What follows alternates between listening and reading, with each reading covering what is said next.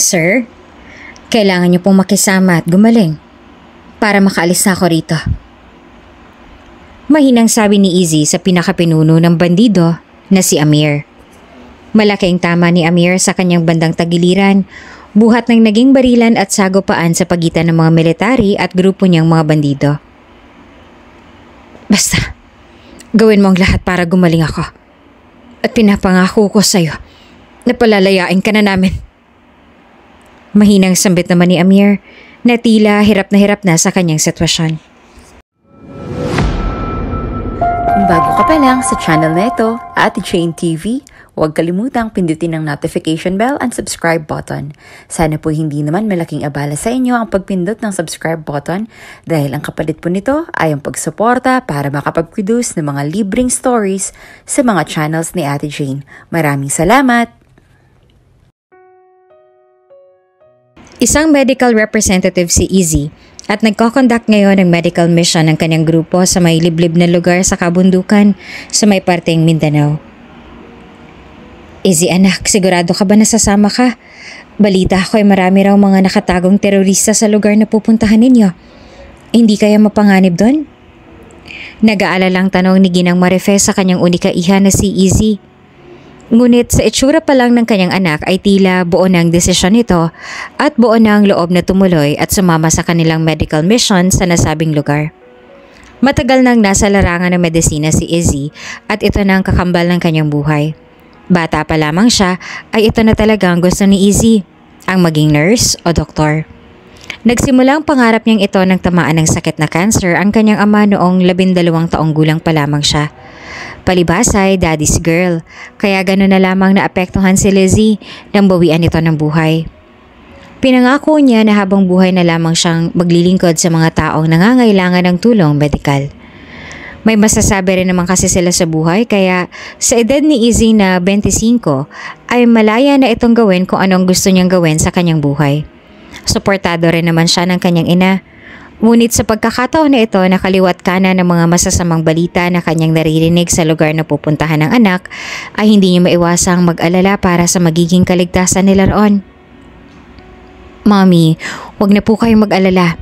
May mga militar din naman po kami makakasama to make sure our safety and security. Pati, madali lang naman po yun, Mommy. Karamihan din naman po kasi mga matatanda na at mga bata. Kaya hindi po makakaya ng aking kalooban kung hindi namin sila maabot ng aming tulong ng dahil lamang sa naunahan kami ng takot. I'll make sure po na magdodoble ingat ako at lagi akong tatawag sa inyo para mabawasan po ang pag-aalala ninyo. At saka isang buong araw lang naman po kami doon at babalik na po agad dito sa Maynila. Kaya Mommy, relax ka lang dito ha. Wait for me, okay? Sambit ni Izzy sa kanyang ina na labis-labis pa rin ang pag-aalala sa kanya. Bilang isang ina, hindi naman talaga maiaalis ang mangamba. Lalo pa't minsan na rin nawalan si Ginang Marife. Kaya gano'n na lamang ang pag-aalala at pag-iingat niya sa kanyang anak. Kahit pa ilang taon na itong ginagawa ni Izzy, ang maging volunteer doctor sa mga medical mission sa mga liblib na lugar, kailanman ay hindi na napanatag ang kanyang loob dahil ang trabahong pinili ng anak ay tila parang isang military din na kapag may mission ay nakabaon na rin sa hukay ang kabilang paa. Kaya ganito na lamang katakot si Ginang Marife. Basta, palagi kang mag-iingat ha. Ipagdadasal ko kayo na maging matagumpay ang misyon ninyo. I love you anak. At saka niyakap ni Ginang Marife si Izzy ng mahigpit na mahigpit. Ilang sandali pa lang ay dumating na ang van na sasakyan ni na Izzy at tuluyan na rin itong umalis. Habang nasa biyahe ay hating emosyon na nararamdaman ni Izzy. Happiness and satisfaction for her profession and another milestone to help other people. Pero sa kabilang banda ay aminado rin siya sa sarili na may pag-aalala rin sa kanyang puso dahil batid nilang mainit ang tensyon sa pagitan ng mga bandidong mga taga-bundok at mga military. Ngunit pinili pa rin nilang tumuloy. Doc, mukhang tahimik yata ho kayo. Tanong ng isang staff ni Izzy sa kanya. Nanatili pa rin nakamasid sa labas ng bintana si Izzy. Iniisip ko lang yung magiging resulta ng magiging medical mission run na marami tayong taong muling matutulungan. Nakangiting sagot naman ni Izzy na nakapako pa rin ang tingin sa labas. Tumango na lamang ang kanyang mga staff at hinayaan na lang muna sa ganoong moment si Izzy. Ilang oras din ang kanilang biyahe na makarating na sila sa isang maliit na sitio sa isang bahagi ng Mindanao. Sinalubong naman sila ng punong barangay at ilang mga kagawad na namumuno roon sa lugar. Welcome, Doc Izzy and team sa aming sitio. Kami po ay nalulugod na makasama kayo rito. Maraming salamat po at kami po ay inyong napili para sa inyong medical mission. Sobrang laking tulong po nito sa aking mga nasasakupan. Bungad ni Kapitan Andeng sa grupo ni na Doc Izzy. Masaya namang sumagot si Doc Izzy. Sa katunayan po ay kami po ang mas nagagalak dahil sa wakas ay may muli na naman kaming matutulungan. Nakangiti namang sagot ni Doc Izzy. Sige po, umpisahan na po natin. Saan po kami maaaring mag-set up ng mga gamit? Dagdag ni Doc Izzy at inumpisahan ng ayusin ang kanilang tent na dala at mga mesa at upuan. Tunay na nasa tago at pinakadulong bahagi ng kabayanan ang maliit na sitio na yon. Doon niya napagtantong tila mahirap nga silang makatanggap ng tulong mula sa gobyerno dahil sa maliit lamang ang kanilang sibilisasyon at hindi talaga gaano mapapansin ang mga nasa taas. Karamihan sa kanila ay mga batang paslit na nasa edad 5 pababa. Iginala ni Doc Izzy ang kanyang paningin sa buong lugar at doon niya naisip na talagang ang mahirap ang buhay sa lugar na iyon. Maging ang supply ng kuryente hindi na umabot sa kanila at ang tanging kabuhayan lamang ay magtinda ng mga kopra at sariwang mga prutas at gulay. Tapos dinadala nila sa bayan upang doon ibenta. Maging sa means of transportation ay hirap pa rin sila dahil sobrang tarik ng kanilang lugar. Kaya madalang lamang bumabiyahe roon ng mga pampasadang sasakyan. Doc Izzy, handa na po ang mga mesa at upuan. Ipapatawag na po ba natin ang mga tao rito? Tanong ng isang staff ni Doc. Tumango naman si Doc Izzy at saka sumagot. I guess, sige. Papuntahin niyo na sila lahat at papilahin ng maayos, okay? Sambit naman ni Doc Izzy at mabilis nang sumunod ang staff. Baka sa mukha ng mga tao roon ang saya dahil sa wakas ay magkakaroon na rin ng kasagutan ng kanilang mga katanungan tungkol sa kanilang mga nararamdaman sa kanilang katawan at mabibigyan na ng naaangkop na mga gamot. Magandang umaga ho, Doc. Bati ng matanda at saka umupo na sa monoblock na upuan. Magandang umaga rin ho. Kamusta ho kayo?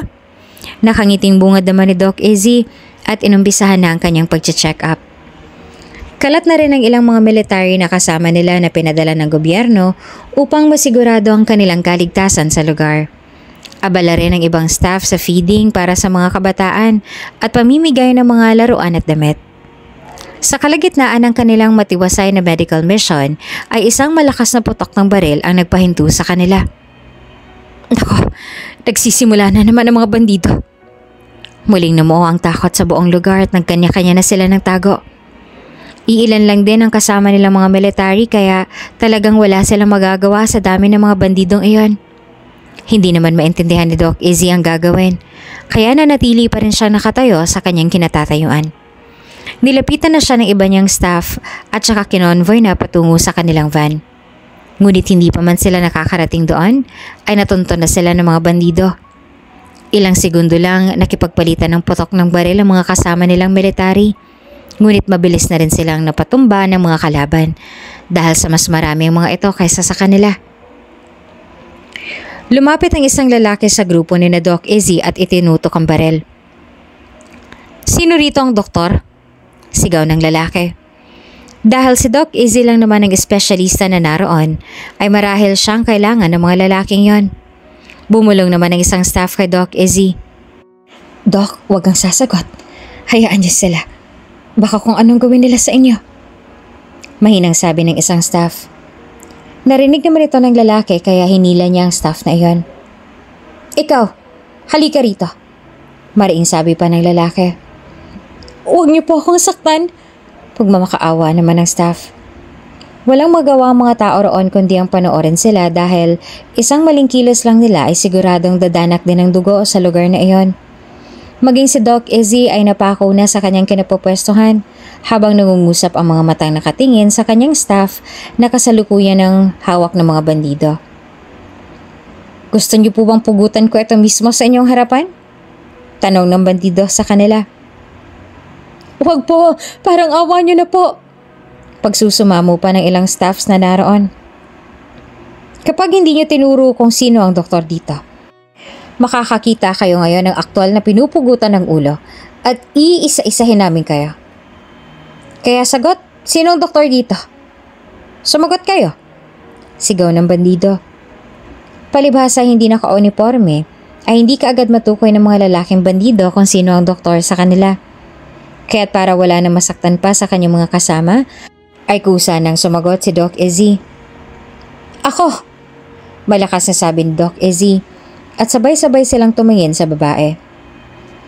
Ako ang doktor dito. Ano bang kailangan ninyo? Matapang na sagot ni Doc Izzy. Ngumisi naman ang lalaki. Ikaw naman pala ang doktor, Miss Beautiful. Kanina ka pang nakatunganga riyan at hinihintay mo pa ako magalit. Sabi ng lalaki, tapos tinawag na rin niya ang kanyang mga kasama. Mga kasama, dakpin niyo siya. Utos ng lalaki sa kanyang mga kasama at mabilis namang sumunod ang mga ito. Siguraduhin yung lahat ng mga taga-Maynilang nandito ay nakapiring ang mga mata at nakagapos ang mga kamay at paa. Wika ng bandido sa iba niyang kasama habang ginagawa ng pinag-uutos nito. Bago tuluyang umalis sa mga lalaki, inutusan nila si Doc Lizzie na dalhin ang kanyang mga gamit sa panggagamot. Lahat at wala siyang ititira. Hindi na rin nag-usisa pa si Doc Izzy at sumunod na lamang para wala nang madamay pa sa kanila dahil batid niyang siya lang talaga ang kailangan ng mga lalaking yon.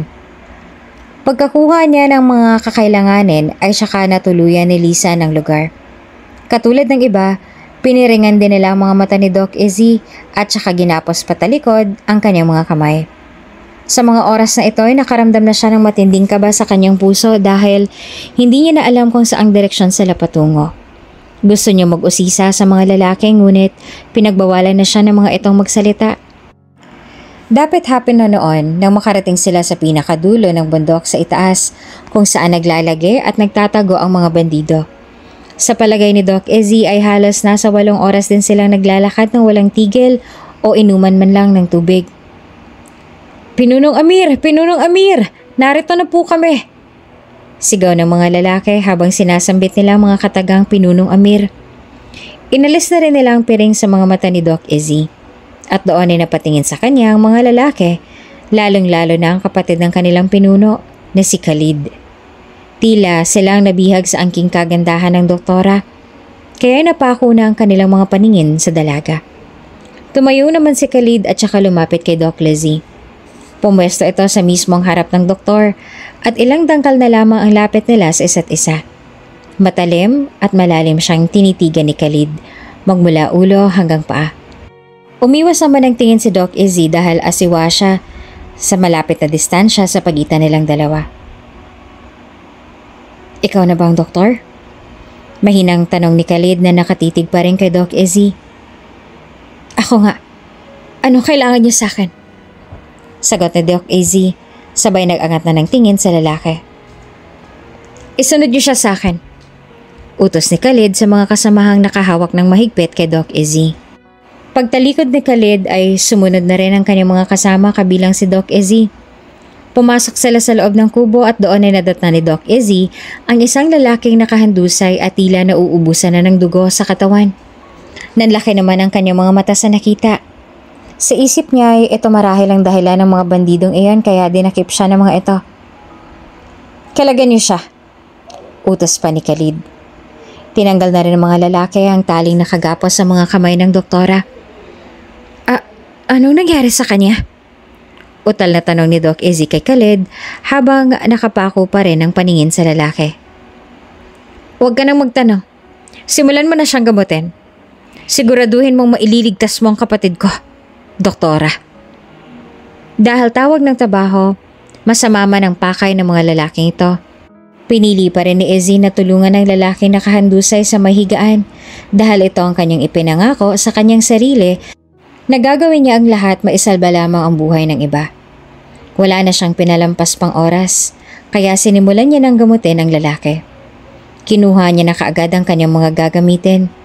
Sinilip niya ang tagiliran ng lalaki na pinagmumula ng matinding pagdurugo at doon niya na lamang tama ito ng bala. Maingat niyang ginalawang tagiliran ng lalaki at saka inumpisahan ng operahan. Napapatingin pa siya sa itsura ng lalaki na namumutla ng mga labi at medyo nahihirapan na rin sa paghinga.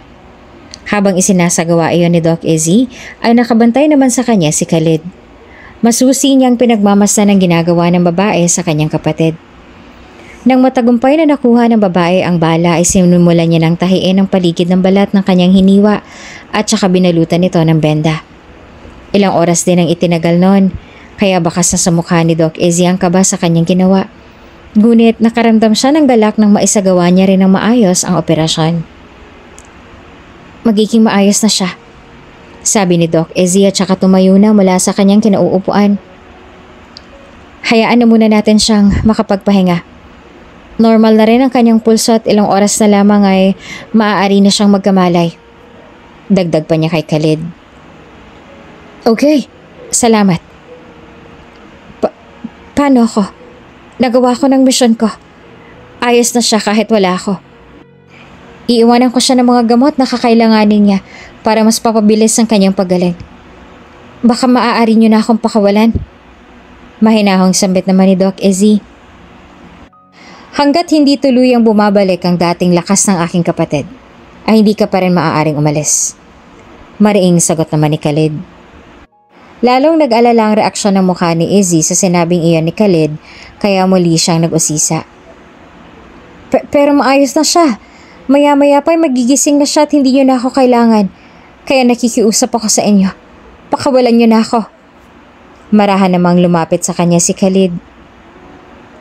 Kapag sinabi kong hindi, hindi.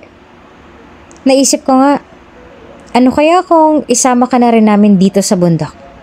Para may personal na kaming doktor na gagamot sa amin. Pwede naman yun siguro, hindi ba doktora? Nakangisi namang sambit ni Khalid kay Doc Izzy. Nagsalubong naman ang mga kilay ng doktora at saka sumagot.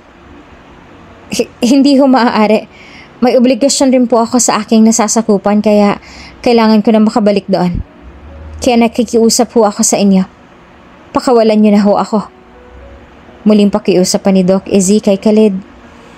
Magsasalita pa sana si Khalid nang bigla na lang tumikim si Amir. Amir! Banggit ni Khalid at saka mabilis na nalapitan ng kapatid. Amir, kamusta ang pakiramdam mo? Pag-aalalang tanong ni Khalid sa kanyang kapatid. Tubig. Gusto kong uminom. Mahina at utal na sabi ni Amir sa unang pagbuka ng kanyang bibig.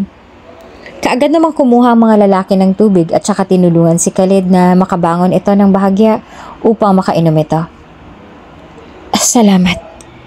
Mahinang sabi ni Amir matapos makainom ng tubig. Tila umiikot pa ang kanyang paningin sa buong lugar dahil sa labis sa panghihina ng kanyang katawan nung hindi pa siya sinaklolohan ni Doc Izzy. Napatingin naman si Amir sa doktora na kasalukuyang nakatingin sa kanya. Sino siya? Seryosong tanong ni Amir at saka nangulimbit dahil tila nawawala na ang bisa ng anesthesia na itinuro kanina ni Doc Izzy sa kanya. Lumingon naman si Khalid sa kinaroroonan ni Izzy at saka sumagot. Isa siyang doktora at siyang sumagip sa buhay mo. Sagot naman ni Khalid. Huh? Paano? Nagtatakang tanong naman ni Amir.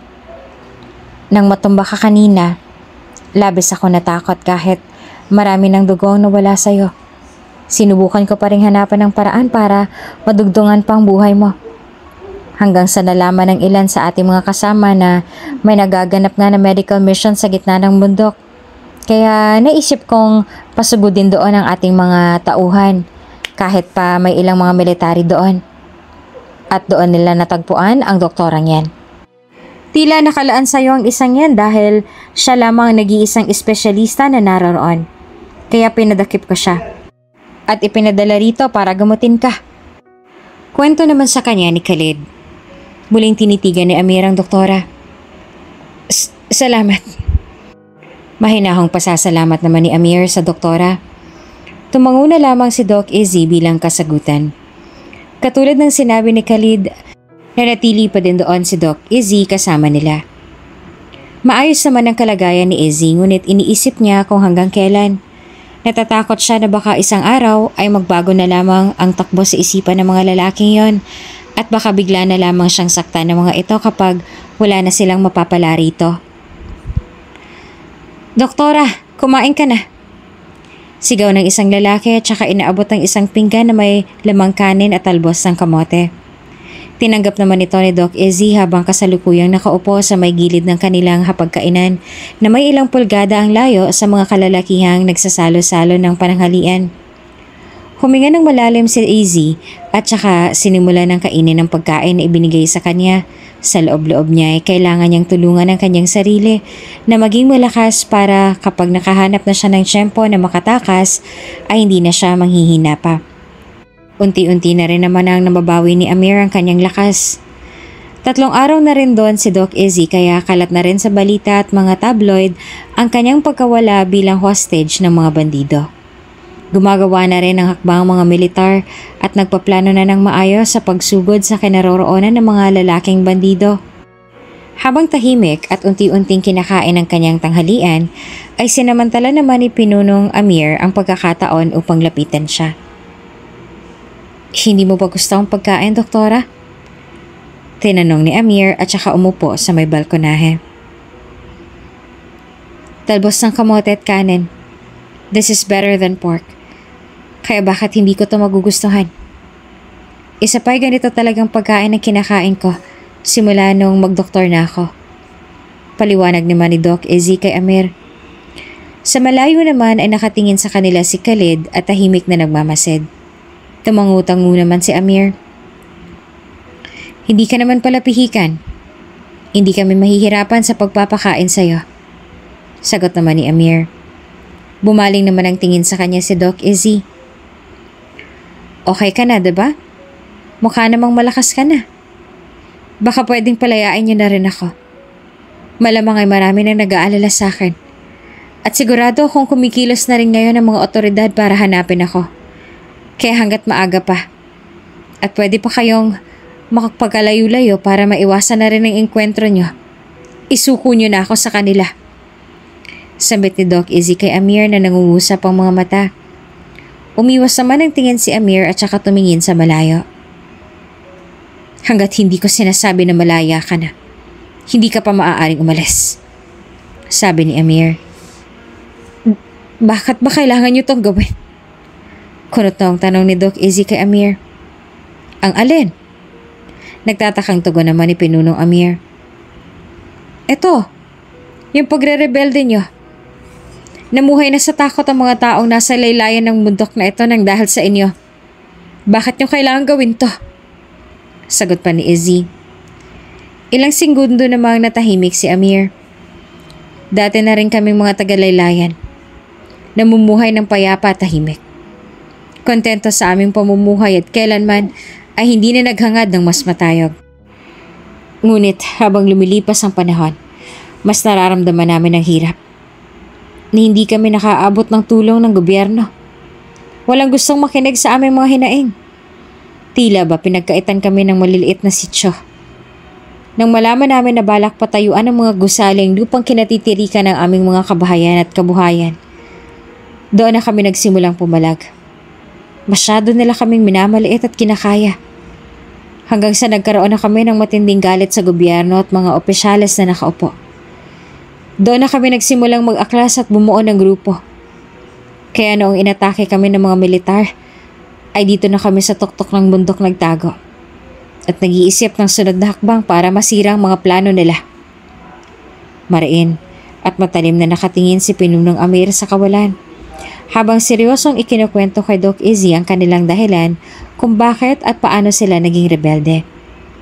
Lahat naman ay nagiging rebelde ay may kanya-kanyang dahilan at iisa lamang maaaring paghugutan at iyon ay ang ipaglaban ang dapat ay para sa kanila o maagawang posisyon sa mga namumuno sa ibaba at silang umupo sa pwesto. Ngunit dahil isang tapat na pinuno si Amir para sa kanyang mga nasasakupan na ang tanging gusto lamang ay ipaglaban ang kapakanan ng kanyang mga mamamayan, ay pinili niyang magrebelde para manatili pa rin ang kanyang mga kasama sa kanilang sityo dahil sa kanila naman talaga ang lugar na iyon. "Pero bakit kailangan pang may mapahama kung madamay ng mga inosenteng tao sa mga ipinaglalaban ninyo? Marami pang pwedeng makinig sa inyo. Marami pang pwedeng tumulong sa inyo. Pwede niyong ipaglaban ang karapatan ninyo nang walang napapahamak na inosenteng tao. Pati kayo. Dati rin kayong mga inosente. Pero kayo na mismo ang naglagay sa mga sarili ninyo sa kapahamakan kaya... Bago pa man matapos ni Doc Izzy ang kanyang sinasabi, ay sumali na sa usapan si Khalid. Hindi mo alam ang sinasabi mo, Doktora. Halatang wala kang alam sa mga nangyayari. Mas mabuti pa nga siguro na itahimik mo na lang ang bibig mo kung ipagtatanggol mo lamang ang mga walang kwentang mga opisyalis na yan. Sabat ni Khalid. Napatingin naman sa kanya sina Amir at Doc Izzy. Natahimik na lang din si Izzy at saka umiwas na lamang ng tingin. Amir, Pinunong Amir.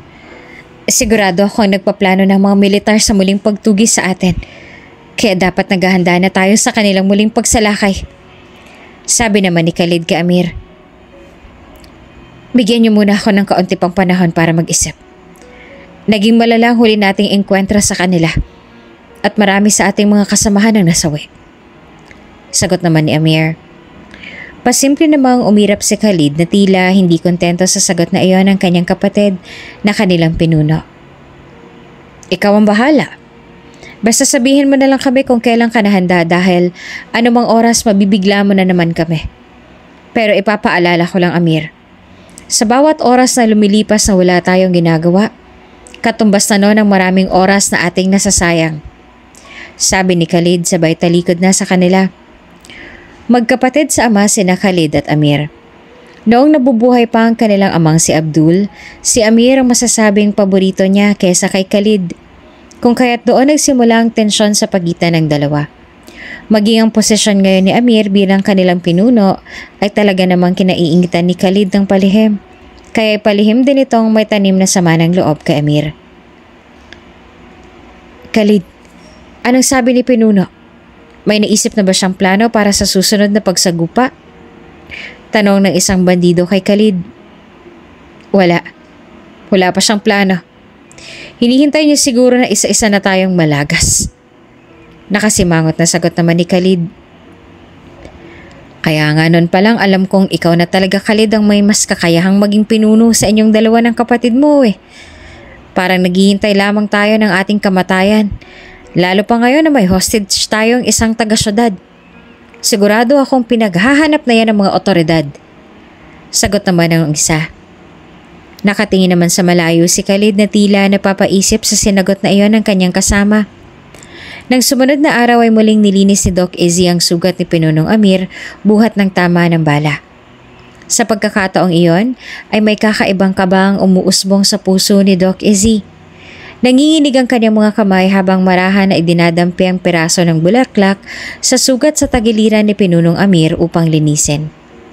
Napansin naman ito ni Amir. Doktor ka ba talaga? Mariing tanong ni Pinunong Amir kay Doc Izzy nang may matalim at malalim na tingin sa babae. Napaangat naman ang kanyang tingin si Doc Izzy at saka napalunok. Ha? Utal na tagon nito. Mukhang hindi mo kasi alam ang ginagawa mo. Bakit ka nanginginig? Kinakabahan ka ba? Seryosong tanong ni Pinunong Amir kay Doc Izzy.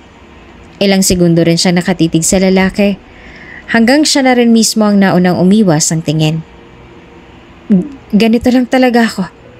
Matipid na tugon ni Doc Izzy. Muli siyang tumingin kay Amir. Bakit ka ba nakatitig? May dumi bang mukha ko? Muling tanong ni Doc Izzy. Bahagya namang umisi si Pinunong Amir na tila may ibang iniisip. Wala. Sige na, ituloy mo ng ginagawa mo. Utos niya at ibinaling na lamang sa sugat ang kanyang atensyon para hindi na mailang pa si Doc Izzy. Sa labas naman ay palihim silang pinagmamasdan ni Khalid. Tila ay nagugustuhan na rin niya ang doktora ngunit sa palagay niya ay may pagtingin na rin dito si Amir kaya hanggang sa malayo na lang muna ang kanyang pagsilay sa dalaga. Matagal ka na bang doktor? Mahinahon at seryosong tanong ni Amir kay Doc Izzy. 5 taon pa lang. Tugon ng doktora habang abala pa rin sa paggagamot ng sugat ni Amir. Bakit yan ang naisip mong propesyon? Muling tanong ni Amir. Kailangan ko ba talagang ikwento? Taas kilay na tanong naman ni Doc Izzy. Napangiti naman si Amir at saka napaisip. Bakit hindi? Nakangiti niyang tanong. Pinili kong propesyon na to dahil ito rin ang propesyon na hindi sumalba sa buhay ng aking ama.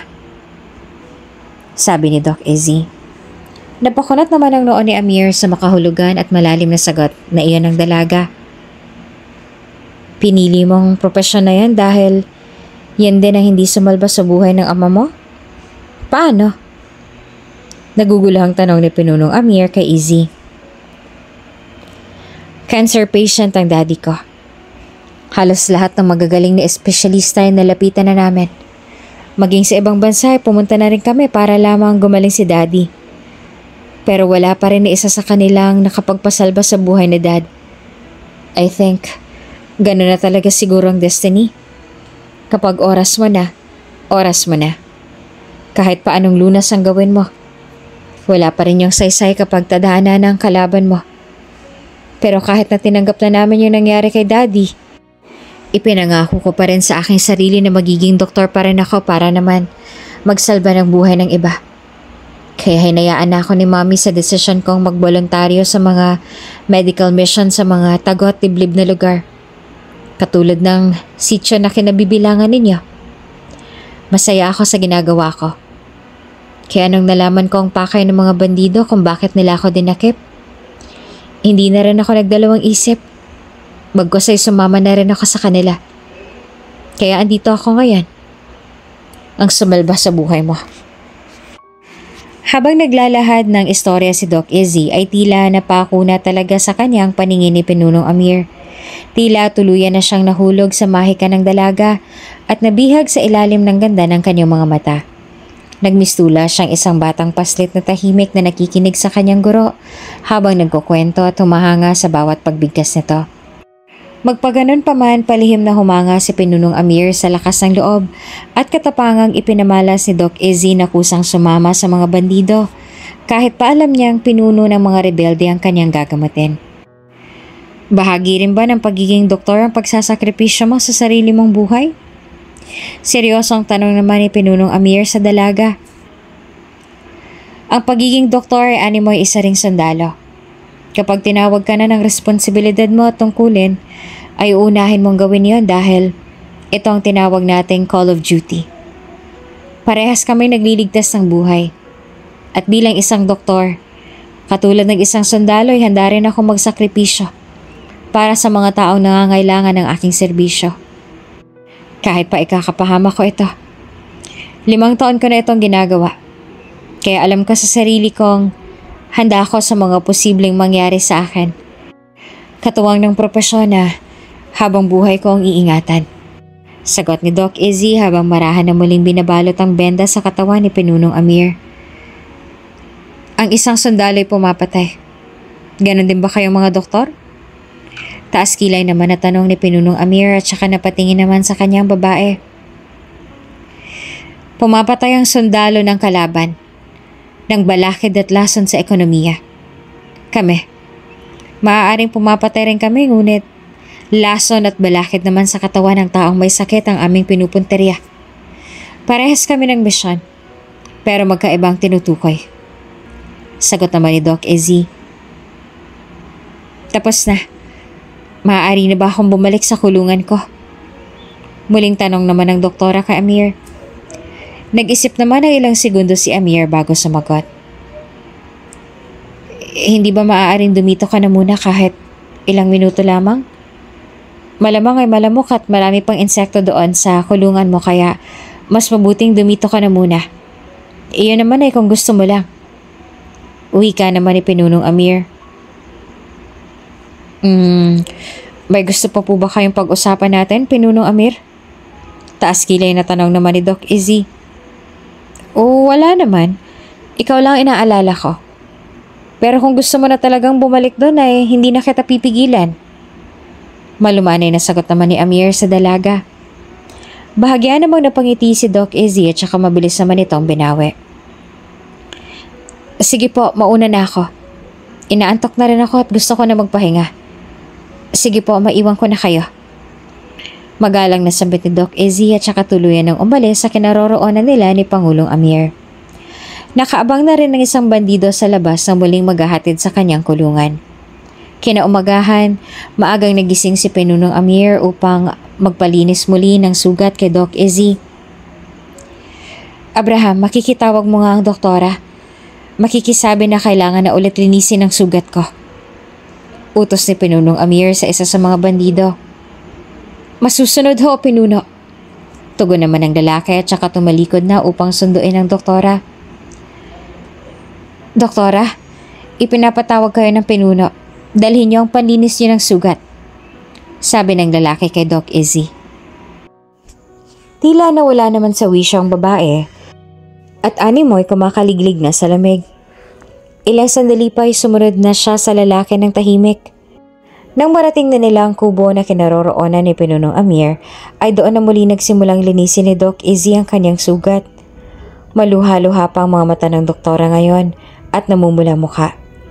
Nang maidampi niya ang kanyang mga kamay sa katawan ni Pinunong Amir, ay doon na pabalikwas ang lalaki dahil sa sobrang init ng mga palad nito. Ang init mo, sabi ni Pinunong Amir na nag-aalala. Ngunit patuloy pa rin sa ginagawa si Doc Izzy. Ayos lang ho ako, Pinuno. Huwag niyo ho akong alalahanin. Malumanay na sagot pa ni Doc Izzy. Sa mga oras na ito ay mataas na pala ang lagnat ng doktora. Labis ngayon ang pag-aalala ni Pinunong Amir dahil wala naman siyang alam sa ganitong sitwasyon. Okay na ako. Bukas na mo na lang ulit linisin ang sugat ko. Wika ni Pinunong Amir at saka hinawakan ng kamay ni Doc Izzy at naramdaman ng malakas sa pintig ng pulso nito. Bakit? Bago pa man matapos ni Doc Izzy ang kanyang sasabihin, ay bigla na lamang itong natumba sa katawan ni Pinunong Amir at nawala ng malay. Doktora? Utal na sabi ni Pinunong Amir. Pumasok naman ang isa sa mga bandido upang tumulong sana, ngunit pinigilan ito kaagad ni Pinunong Amir. Pinuno, kailangan niyo ho ba ng tulong? Tanong ng lalaki. Mabilis namang tumanggi si Pinunong Amir. Hindi, ako nang bahala sa kanya. Ikuha mo na lang ako ng batsyang may tubig at malinis na tuwalya. Utos ni Pinunong Amir sa lalaki. Nang makaalis ang lalaki, marahan na inayos ni Amir ang katawan ni Doc Izzy sa higaang kinahihigaan niya kanina. Sa pagkakataong ito ay ang doktora naman ang may kailangan ng kanyang tulong. Habang inaayos niya ang higa ng babae, ay hindi niya maiwasang mapagmasdan ang magandang mukha nito. Tuluyan na ngang nahulog si Pinunong Amir sa karisma ng doktora na may maamo at malaanghel na mukha. Pinuno, ito na hong batsa tuwalya na hinihingi ninyo. Wika naman ng lalaki. Salamat, Abraham. Sige, makakalabas ka na. Iniabot na ni Amir ang batsa at saka ipinatong na sa tabing higaan. Inumpisahan niya ng idampi sa malaporselanang balat ng dalaga ang basang tuwalya upang nang sa ganon ay bumaba na ang lagnat nito. Maya-maya pa ay bigla na lamang umimik ng mahina si Doc Izzy. Mommy? Mommy? Mahina niyang sabi na tila nananaginip. Napatigil naman si Pinunong Amir. Sa katunayan ay maayos na naman ang kanyang kalagayan. Ngunit ayaw niya lang naman talaga na pakawalan ng doktora dahil ang totoo ay gusto niya pa itong makasama. Sa kabilang banda ay pumasok naman sa loob si Khalid. Pinuno, anong nangyari? Tanong niya kay Amir na kasalukuyang pinupunasan ang katawan ng doktora. Mataas ang lagnat niya. Kailangan niyang gumaling para makaalis na siya. Sambit ni Pinunong Amir. Bakit bigla naman yata ang desisyon mo ngayon? Nagtatakang tanong pa ni Khalid. Maayos na rin naman ang kalagayan ko. At para makapagplano na rin tayo para sa banta sa atin ng mga militar. Baka madamay pa siya kapag nandito pa siya. Kaya sa isang araw, kapag maayos ang pakiramdam niya ay maaari na siyang umalis. Sagot ni Pinunong Amir. Nauunawaan ko. May kailangan ka pa ba para sa mabilis niyang pagaling? Muling tanong pa ni Khalid. Sa ngayon ay wala na muna. Tatawag na lang ako sa labas kapag may kailangan ako. Tugon naman ni Pinunong Amir at tuluyan na ring lumabas sa kubo si Khalid. Magdamag binantayan ni Pinunong Amir si Doc Izzy dahil sa labis na pag-aalala niya sa dalaga. Alam niyang malakas ang personalidad nito at matapang, ngunit may kahinaan pa rin ang mga doktor. Aminin man ni Izzy o sa hindi. Sumapit na ang gabi at lumabas sandali si Pinunong Amir upang ikuha ng mainit na lugaw si Doc Izzy. Pagkabalik niya ay nadatan niya ang doktora na nakaupo sa kanyang higaan. "Oh, gising ka na pala. Sana hinintay mo na akong dumating para natulungan kitang makabangon." Bungad ni Pinunong Amir tsaka ipinatong ang dalang mangkok ng lugaw sa may maliit na mesa sa tabi ng kahoy na kama. "Kaya ko naman, salamat." Mahinahong sagot naman ni Doc Izzy na tila nangihina pa rin ang buong katawan. Lumapit naman sa kanya si Pinunong Amir at saka sumandok na ng isang kutsarang lugaw para isubo kay Izzy. "Kumain ka na para mabilis ka makabawi ng lakas." "Sige na," sabi pa ni Pinunong Amir. Sumunod na rin naman si Doc Izzy at saka sumubo na ng lugaw. "Mula ngayon ay dito ka na sa aking kubo titigil at magpapagaling," wika ni Pinunong Amir. Pero, utal na tugon ni Doc Izzy. "Wala nang pero. Ayos lang ako. Ayos na ako rito sa upuan. Ang gusto ko lang ngayon ay gumaling ka." Seryosong sabi naman ni Pinunong Amir. Pero sariwa pang sugat mo. Kailangan ko muliyang malinis para magtuloy-tuloy ng paghilom." Sambit naman ng doktora. "Kaya kong tiisin ang sakit ng sugat ko. Pero ang makita sa ganyang kalagayan ng dahil sa akin, kailanman ay hindi ko matitiis. Kaya hayaan mo akong ako naman ang magpakadoktor ngayon sa'yo. At ikaw naman ang aking pasyente." Sa sinagot na iyon ni Pinunong Amir ay bahagya namang napangiti si Doc Izzy. Wala na rin siyang nagawa dahil talagang mapilit ang lalaki. Nang matapos kumain ng doktora ay tumingin ito saglit sa labas ng bintana upang silayan ang ganda ng buwan. "Napakaganda ng buwan ngayon, ano?" Nakangiting tanong ni Doc Izzy kay Pinunong Amir. Umupo naman siya sa tabi ng babae para pagmasdan din ang ganda ng bilog na buwan ngayong gabi. Ngumiti si Pinunong Amir. "Tunay nakakaibang ganda ng buwan. Lalo pa kapag sobrang liwanag nito. Sobrang ganda."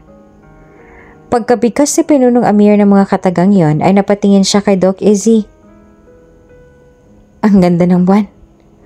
Ulit pa ni Pinuno. Napalingon naman sa kanya si Doc Izzy at bahagyang ngumiti. May kung ano sa loob ni Pinunong Amir na tila nag-uudyok sa kanya na halikan ng mapupulang mga labi ng doktora. Ilang segundo rin silang magkatitigan. Sa lalim ng dilim at tanging ingay lamang ng mga kuliglig ang nangingibabaw sa mga oras na yon. Tila isang mahika ang bumibihag sa dalawang puso na halos magkasabay na tumitibok ngayon. Hindi naman mawari ni Doc Izzy ang kanyang damdamin sa mga puntong to habang nasa ilalim ng kapangyarihan ng mapupungay ng mga mata ni Pinunong Amir habang nakatitig sa kanya ng matalim at malalim. May kung ano sa lalaking ito na tila nagpapaamo sa kanyang puso at pumawi sa kanyang dating pananaw sa mga bandido. Alam niyang mali. Pero pakiramdam niya, parang ito ang pinakatamang kanyang nararamdaman.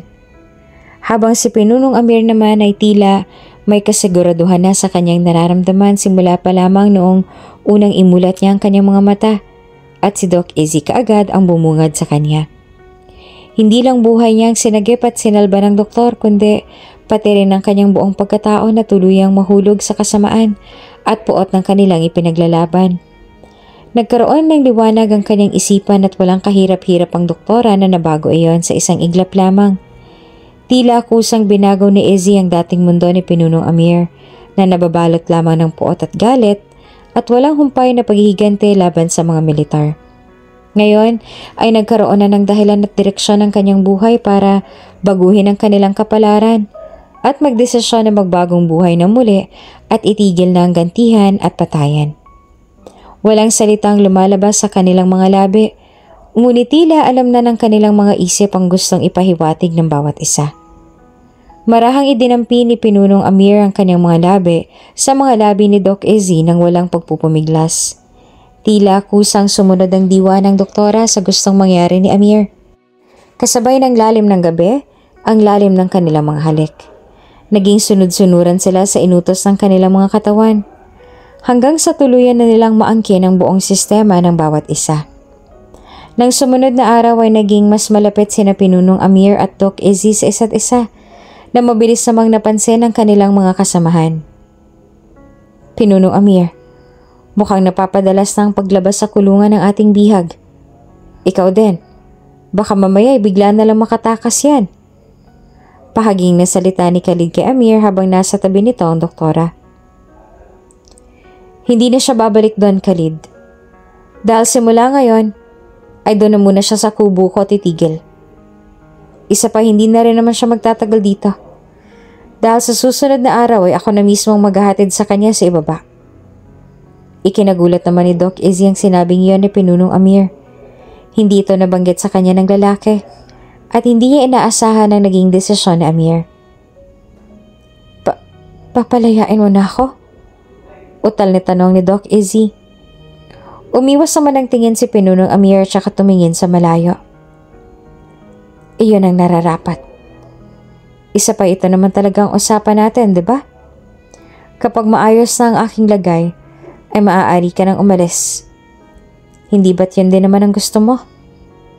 Tanong ni Pinunong Amir. Sa loob-loob ni Amir kung siya lamang masusunod, ay ayaw na talaga niyang mawalay sa doktora. Ngunit naisip pa rin niyang mas magiging delikado ang buhay ng doktora sa poder niya kapag nagtakal pa ito roon sa bundok kasama ang mga bandido. At yun ang ayaw niyang mangyari. Ang isakripisyo ang kaligtasan ng babaeng kanyang minamahal.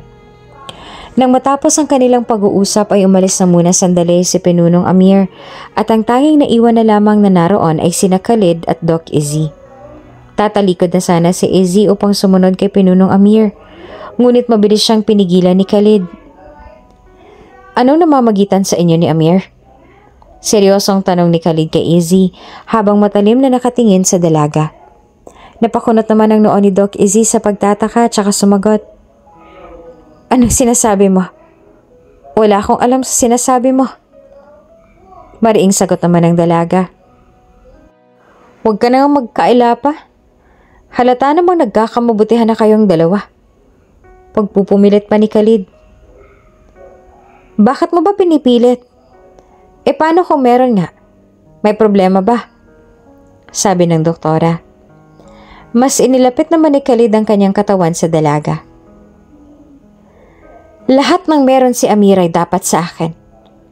Posisyon lang pinagkaiba namin pero hindi naman hamak na mas magaling ako sa kanya. Sa lahat ng bagay. Makahulugang sabi naman ni Khalid. Nanlaki at namilog naman ang mga mata ni Doc Izzy sa narinig. Bakit mo sinasabi yan? Hindi ba kapatid mo siya? Hindi ba siyang inyong pinuno? Bakit ganyan ka kung makapagsalita? Usisa ni Doc Izzy na may pagtataka. Ngumisi naman si Khalid at saka naglabas ng isang mabigat na hangin. Kapatid? Kapatid ko lang siya sa ama pero kailanman ay hindi ko siya itinuring na isang tunay na kapatid. Wala akong kapatid na bobo na at hangal pa. Nauunahin pa ang puso kaysa sa mga taong umaasa sa kanya. Kaya ako, kapag ako naging pinuno ng samahang to, sisiguraduhin kong wala kaming oras na sasayangin para makamit ang tunay na kapayapaan at katarungan. Sagot pa ni Khalid. Kapayapaan? Katarungan? Hindi niyo yan makakamit kung puro paghihigante ang nasa isip at puso niyo. Yung mga taong iniwan niyo roon sa laylayan. Labis ang galak nila nung malaman nilang nagpadalang gobyerno ng medical mission para tulungan ang mga kasamahan niyong may sakit. Sayang lang at hindi niyo nakita. Hindi niyo nakita ang galak sa kanilang mga mukha at pananabik nung sinalubong nila kami. Nagkaroon ng kaunting pag-asa ang kanilang mga puso na sa wakas ay malulunasan na rin ang mga sakit na kanilang nararamdaman. Pero kayo mismong mga kasitso nila, kayo mismong humaharang at pumipigil sa munting kasiyahan nila. Kayo mismong mga kasama nila ang nagbabawal na muli silang mangarap ng matayog. Kaya ano pa bang totoo niyong pinaglalaban kung yung mga inosyenteng tao naman ang nagsasakripisyo sa kanilang kalayaan at pangarap para lamang sa mga bulok na prinsipyo ninyo? Sa tingin ko'y walang silbi ang inyong ipinaglalaban Kung habang buhay na lamang kayo magtatago rito sa bundok at mag-aambok ng labanan laban sa mga militar. Mariing paliwanag naman ni Doc Izzy. Sa sinabing iyon ng doktor ay namula naman ang mga mata ni Khalid sa galit. Anong alam mo sa ipinaglalaban namin? Wala kang alam sa ipinaglalaban namin. Hanggang sa tuluyan ng sumigaw si Khalid, kaya lumapit na ang iba pa nilang mga kasama. Khalid, anong nangyayari dito? Seryosong tanong naman ni Pinunong Amir. Ngunit matalim na magkatitigan pa rin sina Khalid at Doc Izzy. Marami akong alam, Khalid. Marami. Kayong lahat. Sabi ni Doc Izzy at saka tumingin sa lahat ng mga kalalakihan na naroon.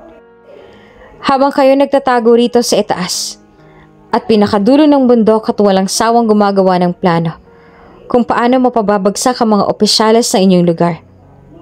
Naisip niyo man lang ba mga kasama ninyo sa may laylayan na sumisigaw na ng saklolo sa mga militar dahil maging sila'y natatakot na sa inyo sa sarili nilang kasitso? Nung dumating kami nung unang araw, ang sarap pagmasdan ng mga ngiti ng mga matatanda at pakinggan ang halakhakan ng mga kabataan na naghahabulan at nag-aagawan sa dala naming mga regalo. Ang sarap sa pakiramdam na makitang galak sa kanilang mga mata. Ngunit nang dumating kayo, tila inihip na rin ng hangin ng mga ngiting yan at nagkanya-kanya na sila ng tago sa loob ng kanilang mga tahanan. At tila sanay sila sa ganoong pagkakataon na maging yung mga maliliit na bata ay may trauma na. Akala ko ba para sa kanila yung prinsipyong ipinaglalaban ninyo? Pero bakit parang kayo lang naman ang may gusto nito? Yung mga taong yun ang pinapasikatan at pinapahirapan ninyo. Yung sinasabi niyong agawan ng lupa at papatayuan ng gusali ang inyong lugar. Hindi niyo malang ba naisip na baka may mas magandang plano pa sa inyong gobyerno para mas maging sibilisado kayo? Iyon ang kailangan ng mga bata. Ang mamulat sa modernong mundo para mas lumawak ang kanilang pangarap. Yung hindi limitado. Iyong mas matayog pa kaysa sa mga ibon sa himpapawid. Kaya hindi ko maintindihan kung bakit hindi niyo bigyan ng pagkakataon ng mga militar o ang mga opisyales na magpaliwanag at ilatag ang kanilang mga plano para sa inyo. Dagdag pa ni Doc Izzy at saka tuluyan ng tumulo ang kanyang mga luha. Mabilis namang sumagot si Khalid. Pare-pareho lang kayong mga taga-syudad na magaling magpaasa at magpaikot ng mga inosenteng tao sa inyong mga palad. Sirang-sira ng gobyerno sa amin. At ilang dekada na namin yung napatunayan. Kaming hinirang na matatapang sa aming lugar. Kaya kaming nakakaalam kung ano ang mabuti at hindi sa aming mga nasasakupan. Hindi ikaw o sino pang Poncio Pilato ang makakaharang sa aming mga plano. Aagawin namin ang pwesto sa mga namumuno sa ibaba at kami magmamay-ari ng pwesto na yan. Nang sa ganon ay mas madali naming makamit ang tagumpay kung kami nang nakapwesto. At hindi ng mga ganid ng mga opisyalis na yan. Kaya ikaw, doktora, huwag mong lasunin ang isipan ng bawat isang naririto. Dahil ang plano ay nakaplano na at wala nang sino man ang makakabuwag pa nun. Pasigaw naman ang sagot ni Khalid habang dinuduro si Doc Izzy. Hindi naman nagustuhan ni Pinunong Amir ang inastang iyon ni Khalid kaya'y umawat na ito kaagad. Tama na yan! Itigil mo na yan, Khalid! Sigaw ni Amir. Bumaling naman ng tingin sa kanya si Khalid at saka nagbigay ng isang nakakalokong tingin. Ano, Pinuno? Tumitiklop ka na rin ba? Nabilog rin ba ni doktora ang ulo mo? Natatakbuhan ka na ba? Mariin itong sabi kay Amir habang matalim na nakatitig dito. Magsibalik na kayo sa inyong mga ginagawa. Walang patutunguhan ang usapang to. Sagot naman ni Amir at saka sinalubong din ang tingin na iyon ni Khalid. Tila nagkaroon naman ng tensyon sa pagitan ng dalawa ng mga oras na yon. Ngayon napagtanto ni Doc Izzy na magkaiba ng hangarin sina Khalid at Amir at batid niyang may masamang agenda si Khalid patungkol sa kanyang kapatid. Ramdam niyang malaking inggit ni Khalid kay Amir, lalo pat itong pinuno ngayon. Nauna na lamang tumalikod si Khalid ngunit nag-iwan ito ng isang makahulugang tingin sa kapatid na si Amir. Kinagabihan ay muling kinausap ni Amir si Doc Izzy. Doktora, bukas na bukas ihanda mo na iyong sarili dahil ihahatid na kita sa ibaba. Seryosong sabi ni Amir. Napatingin naman sa kanya si Doc Izzy. Amir, natatakot ako. Sabit nito. Huwag kang matakot. Hindi kita pababayaan hanggat hindi kita ron na ibabalik ng ligtas. Sagot naman ni Amir. Natatakot ako para sa'yo. Para sa kaligtasan mo, sumama ka na lamang sa akin doon sa baba at huwag ka nang bumalik pa rito. Wika ni Doc Izzy na punong-puno ng pag-aalala. Hindi maaari, Doktora. Baka nakakalimutan mo na ako pa rin ang pinuno rito at hindi ko maaaring pabayaan ang aking mga kasama.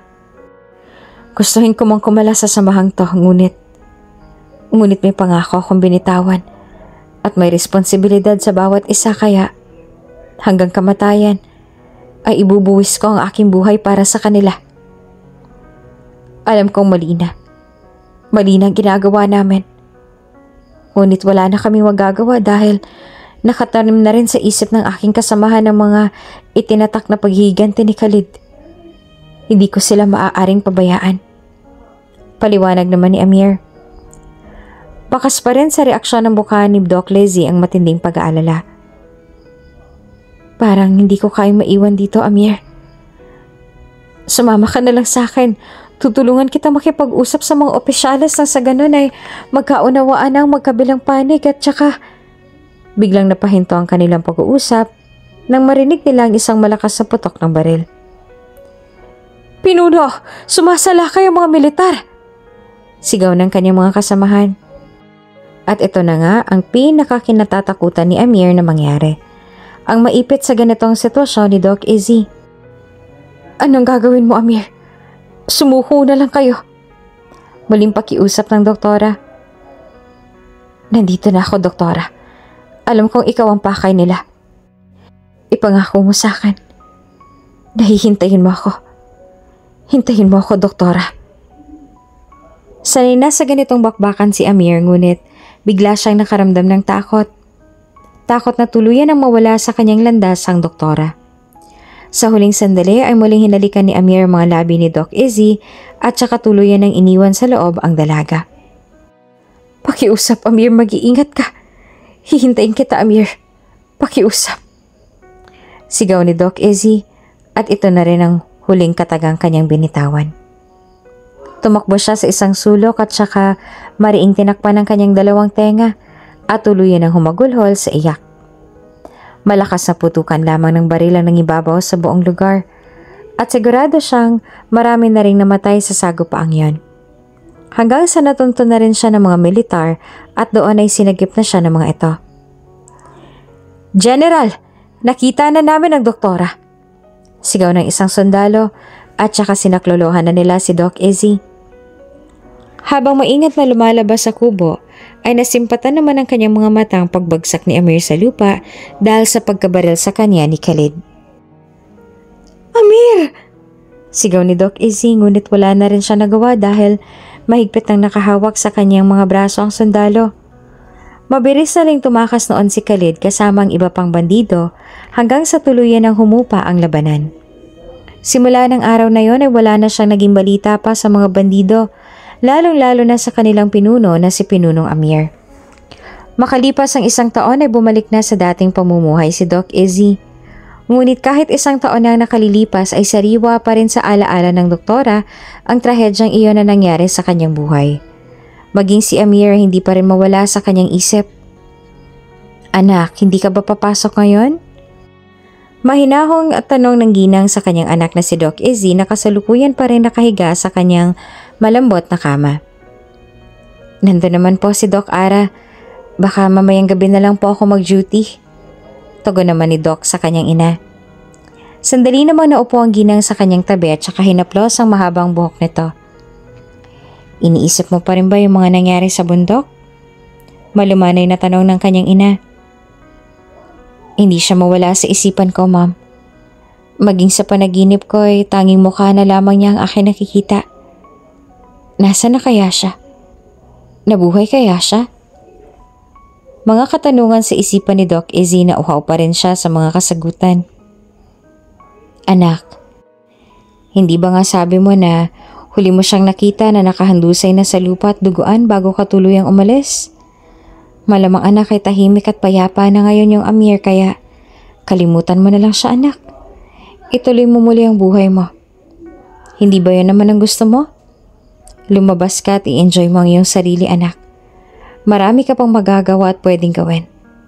Kalimutan mo na si Amir. At marami pang iba riyan na mas deserving ng puso mo. Kaya anak, get up and go on with your life. Sabi naman ng ginang, I'm okay, Mommy. Thank you for always being there for me. Ito lamang na isagot ni Doc Izzy sa kanyang ina. Simula nung mangyari ang trahedyang yun, ay hindi na rin siya pinayagan pa ng kanyang ina na sumama muna sa mga medical mission, lalo pa kung sa mga liblib at malalayong lugar muli gaganapin ito. Hindi rin kasi biro ang naging trauma noon sa ginang sa nangyari sa kanyang anak, 1 taon ang nakararaan. Inabala na lamang ni Doc Izzy ang sarili sa pagsiservisyo sa loob mismo ng ospital at hindi na muna sumama sa iba niyang kasamahan kapag may medical mission. Doc, may nagpapabigay po muli sa inyo. Inabot ng isang nurse ang isang kumpol ng mga sariwang bulaklak kay Doc Izzy. Ito na ang pangatlong beses na may muling magpapadala ng bulaklak sa doktora at wala siyang ideya kung kanino galing ito dahil wala man lamang notes na iniiwan. Sa ikatlong pagkakataon ay tuluyan nang nahiwagaan si Izzy. Palaisipan na sa kanya kung sino nga bang misteryosong laging nagpapadala sa kanya ng mga bulaklak.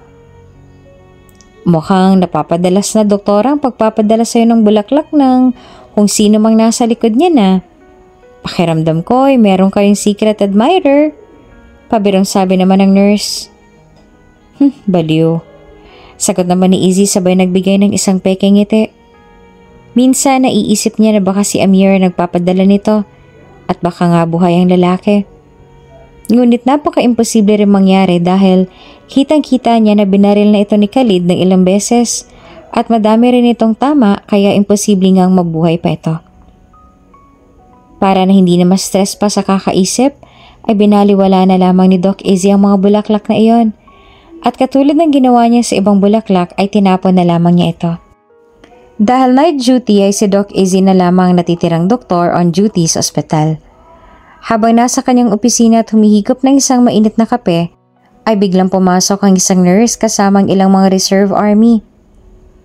Doc, malalim po ang sugat ni Sir at kailangan niya po ng tulong niya. Nag-aalalang bungad ng nurse. Kaagad namang umaksyon si Doc Izzy at saka nilapitan ng reserve army na nakahawak sa kanyang hita. Ano pong nangyari? Nag-aalalang tanong ni Izzy at saka lumuhod upang makita ang sugat. Sumabit sa alambre, doktora. Natatakot ho ako at makalawang ang alambre. Baka humatetano ako. Kwento naman ng sundalo. Tumango naman si Doc Izzy at saka pinalabas muna ang ilang naroon upang maagapan na kaagad ang sugat na iyon ng sundalo. Ilang minuto rin ang itinagal noon nang matapos ng pagtahe sa sugat.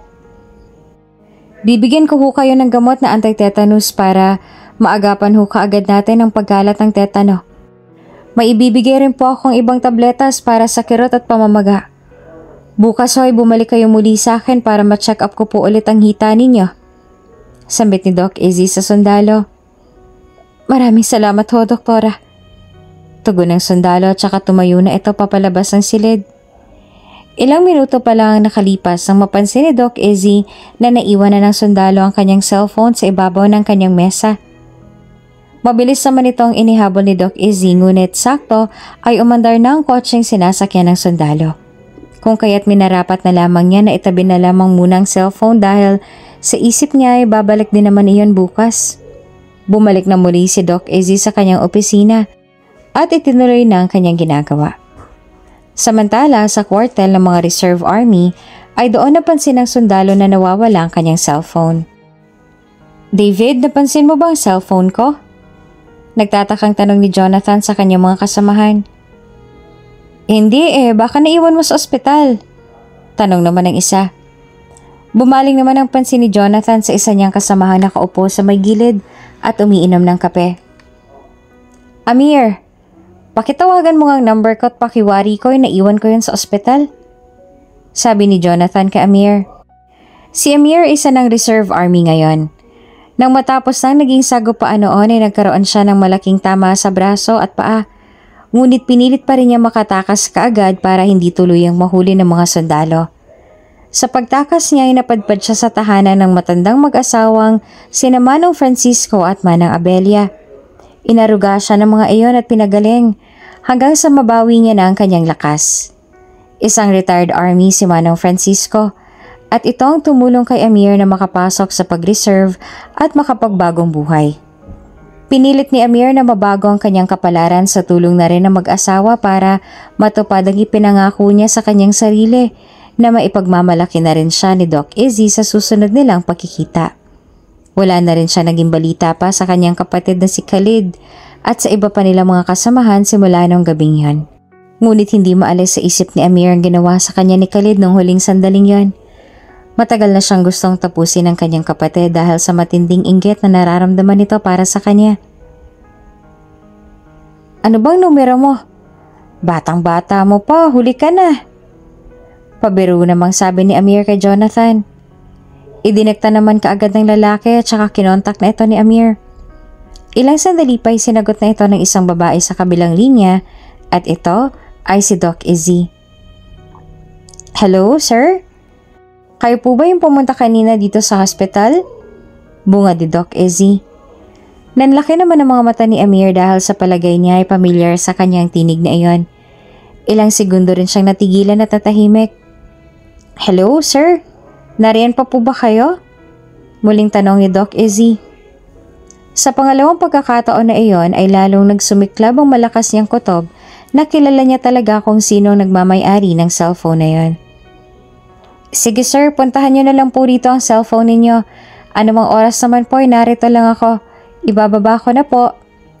Sambit ni Doc Izzy at tuluyan na nga niyang pinutol ang linya. Kaagad namang tinapik ni Jonathan ang balikat ni Amir. Huy, Amir! Bakit parang natameme ka? Ano? Saan ko daw naiwan ang cellphone ko? Tanong naman ni Jonathan ngunit tila tuluyan ang nawala sa sarili si Amir. Ako nang kukuha ng cellphone mo. Naiwan mo nga sa ospital. Sabi ni Amir at tuluyan ng tumayo sa kanyang kinauupuan. Talaga? Sigurado ka ba? Sasamahan na kita. Sabi ni Jonathan ngunit tinanggihan na lang ito ni Amir at hindi na nagaya pa ng kasama. Habang nasa biyahe ay tila lutang pa rin ang utak ni Amir. Malakas ang kutob niya na si Doc Izzy yung babae sa kabilang linya. Hindi siya maaaring magkamali dahil sariwa pa rin sa kanyang isip ang malambing na tono ng boses ng dalaga. Nang makarating siya sa ospital ay kaagad niyang binaybay ang opisina na pinasukan kanina ni Jonathan. Nang matunton niya ito ay lalong bumilis ang tibok ng kanyang puso. Huminga siya ng malalim at saka akma nang bubuksan ang pintuan. Sir? Banggit ng isang nurse na nasa kanyang likuran. Napabalikwas naman siya sa gulat at napalingon sa nurse. Nurse, si doktora po ba? Narito po ba siya? Utal na tanong ni Amir sa nurse na bakas pa rin ang pagkagulat. Nako, wala po riyan si doktora. Kasalukuyan po siyang nasa operating room ngayon dahil may pasyente pong kailangang operahan. May kailangan po ba kayo sa kanya? Tanong ng nurse. Ganun ba? Matagal kaya yon? Muling tanong naman ni Amir. Sandali namang nag-isip ang nurse. Nako, hindi ko po masasabi sir dahil sa katunayan po ay kapapasok lamang po ni doktora sa loob. Kung may kailangan po kayo ay ako na lang po magsasabi kay doktora. Baka po kasi mamaya pa yun eh. Paliwanag naman ng nurse.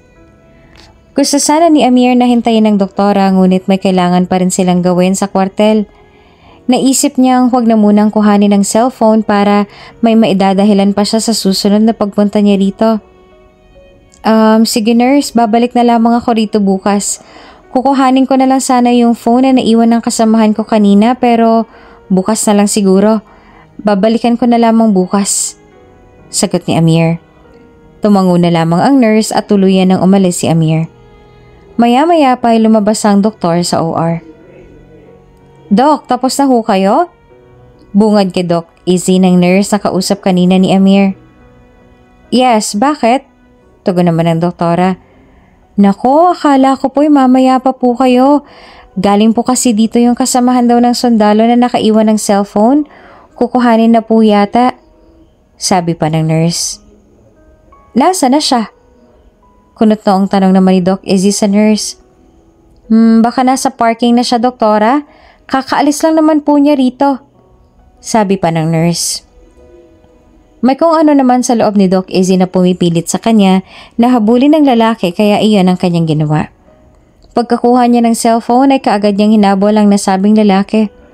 Kumari pa siya ng takbo na tila isang batang pastet na nakikipaglaro ng habulan. Nang marating niya ang parking lot, ay doon niya naabutan ng lalaki na akma ng papasok sa loob ng kanyang sasakyan. Sigurado si Izzy na ito yung lalaking tinutukoy kanina ng nurse dahil sa uniforme nitong pansundalo. Sir, saglit lang po. Humihingal na sigaw ni Doc Izzy sa lalaking kasalukuyang nakatalikod. Nanlaki naman ang mga mata ni Amir at saka nagsalubong ang mga kilay. Ngayon na narinig niya na ng malapitan ng boses ng doktora, ay tumaas ng porsyento na naniniwala siyang ito rin ang doktorang sumalba sa kanyang buhay noong mga panahong nag-aagaw buhay siya sa taas ng bundok. Marahang ipinihit ni Amir ang kanyang katawan sa harap ni Doc Izzy at sa pagkakataong yon ay tila huminto ang orasan at pareho nilang mundo. Doon nagpanagpo ang kanilang mga tingin at tanging mga tibok lamang ng kanilang mga puso ang namumutawi sa buong lugar. Hindi makapaniwala si Doc Izzy sa kanyang nakikita ngayon. Tama nga ang kanyang hinala na buhay si Amir. Tama ang sinasabi ng kanyang isip na nasa malapit lamang ito karugtong ang kanyang puso. Walang mapagsidlan ng kanyang galak sa muli nilang pagkikita ni Amir. Maging si Amir ay namamangha pa rin sa nangyayari na sa wakas ay nasa harapan niya na ngayon ang babaeng minahal niya at handa niyang mahalin habang buhay. Amir? Utal na banggit ni Doc Izzy. Unti-unti na rin nangingislap ang kanyang mga mata dahil sa mga luhang unti-unting namumuo rito. Doktora Izzy, ikaw nga. Tugon naman ni Amir. Wala na siyang pinalampas na oras kaya nilapitan niya na kaagad ang dalaga at binigyan nito ng isang mahigpit na yakap. Hindi ko akalaing muli kitang makikita. Mahinang sabi pa ni Amir sabay tulo ng kanyang mga luha. Mas hinigpitan pa niya ang hawak at yakap sa doktora upang mas maramdaman nito ang sobrang pagkamis sa kanya. Ako rin. Ang buong akala ko'y wala ka na. Mabilis naman na kumala si Doc Izzy at saka tumingin kay Amir. Anong nangyari? Mabuti't nakaligtas ka. Nag-aalalang tanong ng doktora. Mahabang kwento, Izzy. Ikakwento ko sa ibang araw. Pero sa ngayon, gusto kong malaman mo na sobrang saya ng puso ko na muli kang makita. Kaya tagal ko tong hinintay. Saad ni Amir at saka muling niyakap si Doc Izzy. Nang sumunod na araw ay muling nagkita ang dalawa. Muling dinalaw ni Amir si Izzy sa ospital kung saan ito nakadistino. Lunch? Nakangiting sabi ni Amir kay Izzy habang nakamasid sa loob ng opisina nito. Kahit marami pang ginagawa si Izzy ay hindi na rin niya natanggihan pa si Amir. Nagtungo sila sa rooftop ng ospital at doon ay nananghalian. Kinuha ni Amir ang malaking karton na naroon at saka inilatag sa sahig at doon sila umupo. Niluto mo lahat to? Namamanghang tanong naman ni Doc Izzy sa mga inihaing pagkain ni Amir. Oo, pansin ko kasi na parang dumoble ang pagbagsak ng timbang mo ngayon kaya naisipan kong ipagluto ka ng sariwang pagkain. Baka kasi mamaya ay talagang nagpapalipas ka ng gutom. Sabi ni Amir habang tinatakala ng kanin si Doc Izzy. Kumakain naman ako. Yung pagkain dito sa ospital. Kaso kapag may emergency, nauudot ng pagkain ko kaya pagkakatapos ng operasyon, nawawala naman ako ng gana kaya umiinom na lang ako ng energy drink. Paliwanag naman ng doktora habang umunguya. Kaya simula ngayon na magkasama na tayo, sisiguraduhin kong magkasabay na tayong kakain para masiguro ko na healthy ka palagi. Lagi na rin kitang ipagluluto ng mga sariwang pagkain at masustansya Nang sa ganon ay madagdagan naman ang timbang mo at hindi magmukhang sakitin. Wika naman ni Amir. Napangiti naman sa kanya si doktora. Talaga? Sabi mo yan ha? Baka hanap-hanapin ko yan. Pabirong sabi naman ni Izzy kay Amir. Ayos lang, walang problema. Kahit minuminuto mo pang hanap-hanapin ay ayos lang dahil hindi ko na ulit hahayaan pang hanapin mo ko. Dahil hindi na ako mawawala pa sa'yo. Seryosong sabi naman ni Amir at saka hinalikan sa labi si Doc Izzy. Habang kumakain ay sinamantala na muli ni Izzy ang mag-usisa kay Amir. Nga pala, paano ka naging reserve army? Ngumunguy ang tanong ni Izzy. Tinulungan ako ng mag-asawang sumagip sa akin nung nakatakas ako. Silang pansamantalang kumupkup sa akin at nag-aruga. Tinuring nila akong parang isang tunay na anak. Si Manong Francisco, siyang nagsilbi kong ama-amahan. Isa siyang retired army at siyang tumulong sa akin na makapasok sa pagsusundalo. Kaya malaking utang na loob ko sa kanila dahil sa kanila ay nakapagsimula ulit ako ng panibagong buhay. Kwento pa ni Amir. Nantik naman ang puso ni Doc Izzy sa ikinwentong iyon ni Amir at saka humanga sa naging pagbabago ng lalaki. Napakapalad po at sa kanilang poder ka napunta. Sobrang saya ko para sa'yo. Anyway, sina Khalid, may balita ka ba sa kanila? Usisa pa ni Doc Izzy. Natahimik naman sandali si Amir. Wala. Pero sigurado ako na kung andito man ngayon si Khalid ay siya nang numero unong ko kontra sa pagsusundalo ko dahil alam mo naman kung gaano siya kagalit sa mga militar. Sabi pa ni Amir. Pero pinagtangkaan niya ang buhay mo. Siyang dahilan kung bakit ka nag-agaw buhay. Kung nabubuhay pa siya ngayon, posibleng gagawa muli yun ng masama sa iyo o sa akin. Nag-aalalang sabi ni Doc Izzy. Hanggat narito ako sa tabi mo, walang sino man ang maaaring makalapit sa iyo, okay? Kaya huwag ka na mag-alala pa.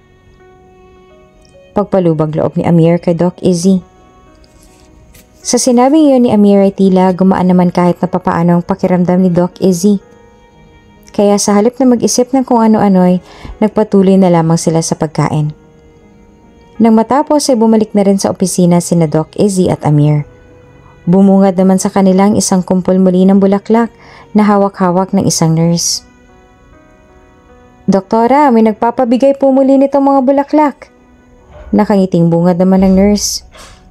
Doon ay tuluyan ang nagtaka si Doc Izzy dahil noong una, ang hinala niya talaga ay si Amir ang nagpapadala rito ng bulaklak. Ngunit dahil kasama niya ngayon si Amir ay tila wala ring ideya kung sino ang nagbigay ng bulaklak ay bigla na siyang kinutuban kung sino ba talaga ang misteryosong lalaki na laging nagpapadala ng mga kumpol ng bulaklak kay Doc Izzy. Kaagad namang naglahad ng reaksyon si Amir sa kanyang nakita at nagtanong sa dalaga. Doktora, may manliligaw ka ba? Kunot na ang tanong ni Amir kay Doktora Izzy. Nagbigay naman ng blankong reaksyon si Izzy sa tanong na iyon ni Amir. Hindi ko rin alam kung kanino galing ang mga bulaklak na yan. Kung sino nagpapadala niyan. Sa katunayan ay inakala kong ikaw ang nasa likod ng mga bulaklak na yan. Ngunit base ngayon sa reaksyon mo ay tila wala kang ideya patungkol sa mga yan. Pang-apat na pagkakataon na ito na may nagpadala sa akin ng mga bulaklak at kailanman ay hindi nagpapakilala kung sino man ang nagpapadala ng mga ito. Sambit naman ni Doc Izzy na nagbigay naman ng malalim na palaisipan kay Amir. Sa isip niya ay baka meron lamang na lihim na sumisinta kay Doc Izzy, ngunit iba ang kutob niya ngayon kung hindi nagpapakilala ang lalaki. Nang sumunod na mga araw ay mas umigting ang pagbabantay ni Amir sa doktora, ngunit hindi na lamang niya ito pinapahalata sa dalaga. Amir, kanina ka pa riyan?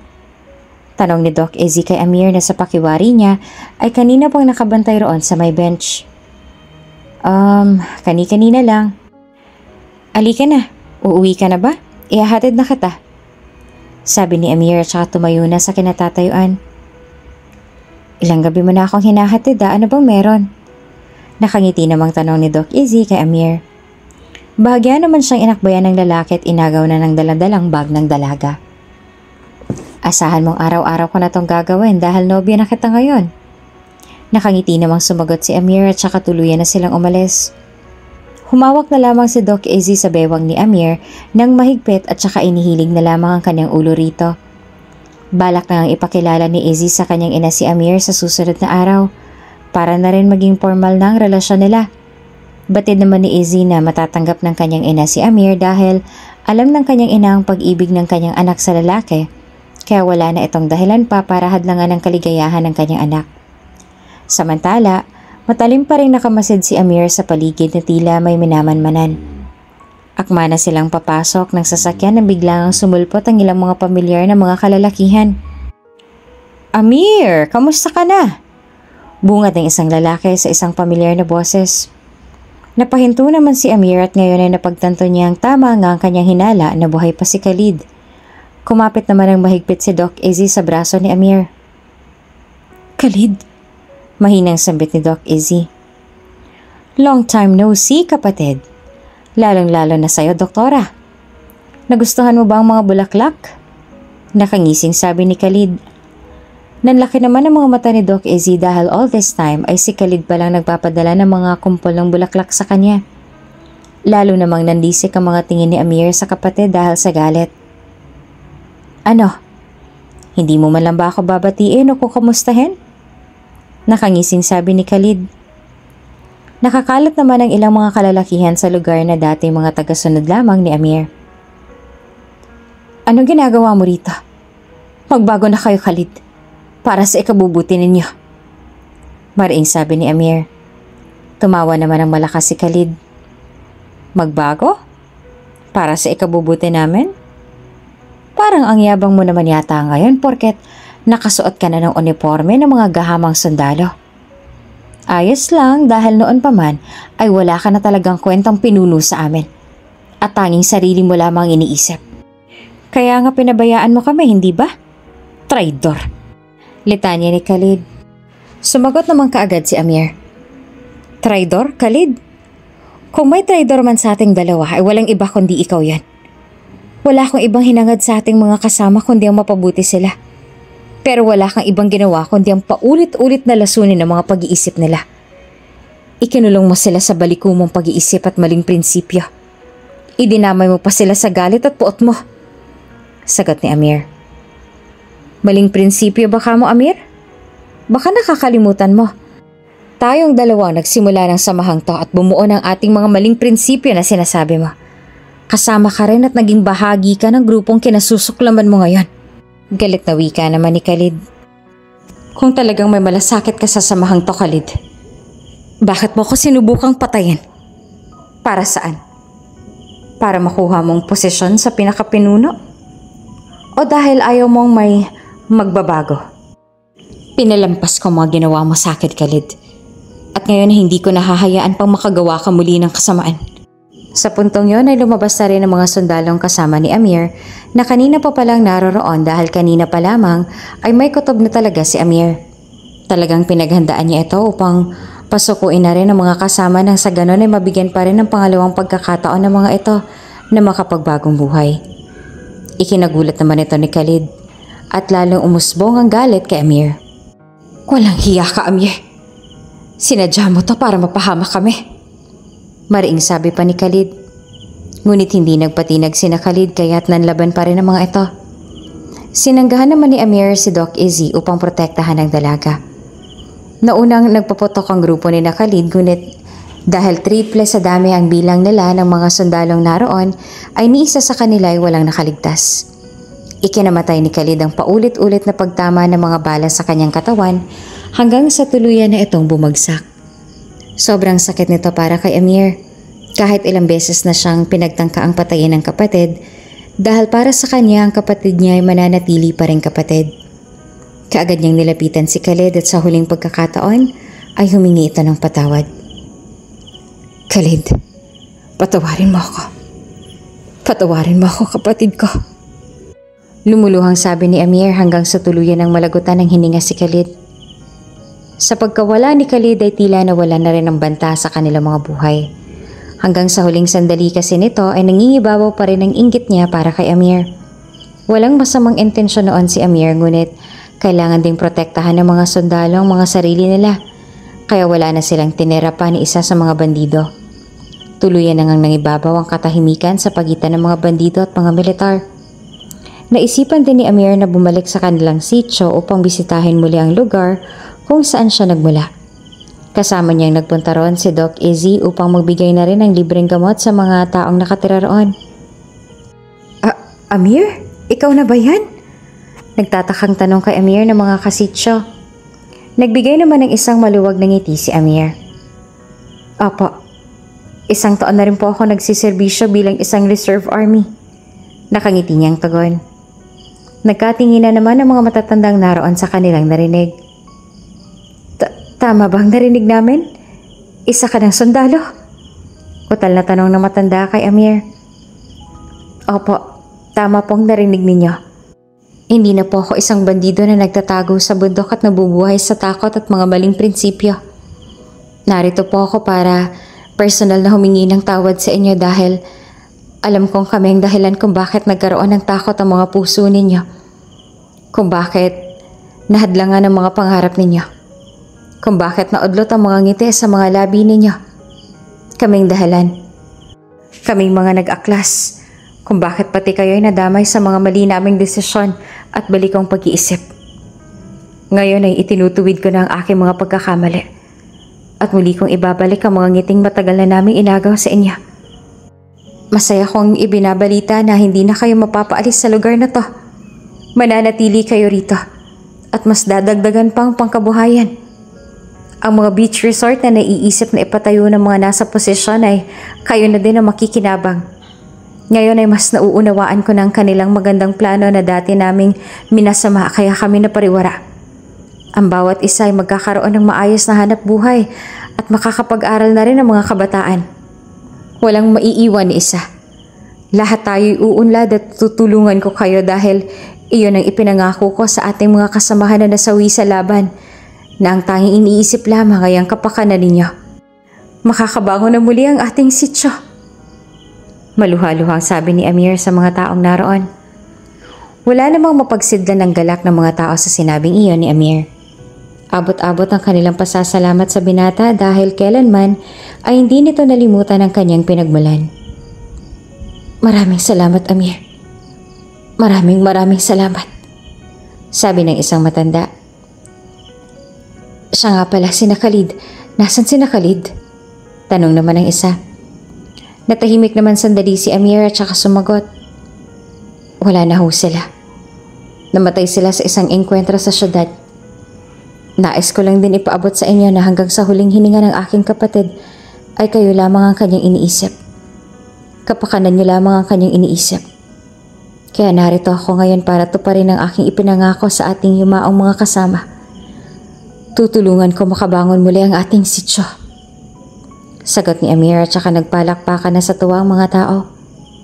Matapos noon ay muli na nagpaalam sina Amir at Doc Izzy sa mga taga-sityo at saka bumalik na ng Maynila. How do you feel now? Nakangiting tanong ni Doc Izzy kay Amir. Hindi ko maipaliwanag ang saya. Iba ang galak. Lalo pa ngayon nakasama na kita.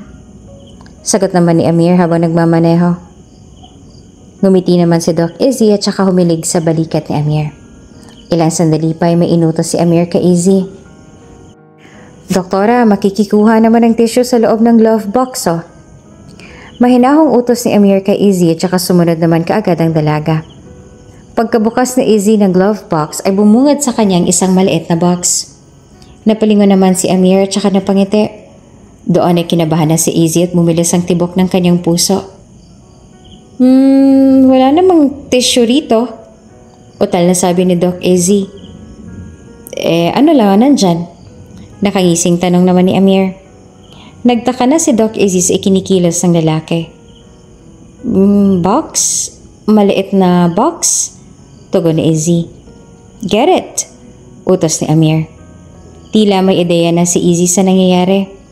Kabado niyang sinunod ang sinabi ng lalaki at saka kinuha ang maliit na box na naroon. Pagkakuha niya ay marahan niya itong binuksan at nang makita ang laman ay doon na nangislap ang kanyang mga mata at napahawak sa kanyang bibig. Inihinto naman kaagad ni Amir ang sasakyan sa may gilid ng daan. Amir, ano to? Anong ibig sabihin nito? Utal na tanong ni Doc Izzy. Doktora, gusto kitang pakasalan. Maaari bang mahingi kong mga kamay mo? Maginoong sabi ni Amir at seryosong nakatingin sa reaksyon ng dalaga na hanggang ngayon ay hindi pa rin makapaniwala sa nangyayari. Pero hindi ka pa nakikilala ni Mommy. Sagot naman ni Doc Izzy sabay tingin sa lalaki. Napangiti naman si Amir. Alam kong yan ang kauna-unahan mong sasabihin. Kaya noon pa man ay palihim na ako nakikipag-usap sa iyong Mommy para ilahad ang aking mabuting intensyon sa iyo. Matagal ko nang hiningin iyong mga kamay sa kanya at ibinigay niya naman iyon sa akin. Bago ko pa man planuhin ito ay nakuha ko ng kanyang blessing. Wika ni Amir. Hindi naman makapaniwala si Doc Izzy na magagawa iyon ni Amir. Ginawa mo yon? Nakausap mo na si Mommy? Hindi makapaniwalang tanong ni Izzy. Tumango na lamang si Amir at ngumiti. Sa pagkakataong yon ay wala na rin namang dahilan pa para tanggihan ang alok na kasal ng lalaki sa kanya, kaya buong puso niya itong tinanggap. Oo, syempre. Gusto ko ring makasal sa iyo, Amir. Gustong gusto. Sambit ni Doc Izzy at saka tuluyan ng lumuha ang kanyang mga mata. Niyakap siya ng mahigpit ng lalaki at muli itong binigyan ni Amir ng isang matamis at malagkit na mga halik. Ilang linggong preparasyon lamang ay naikasal na rin ng dalawa at namuhay na ng payapa habang patuloy na ibinabahagi pa rin ang kanilang serbisyo at propesyon na kakambal na rin ang kanilang mga buhay. Kung bago ka pa lang sa channel na ito, Ate Jane TV, huwag kalimutang pindutin ang notification bell and subscribe button. Sana po hindi naman malaking abala sa inyo ang pagpindot ng subscribe button dahil ang kapalit po nito ay ang pagsuporta para makapag-produce ng mga libreng stories sa mga channels ni Ate Jane. Maraming salamat!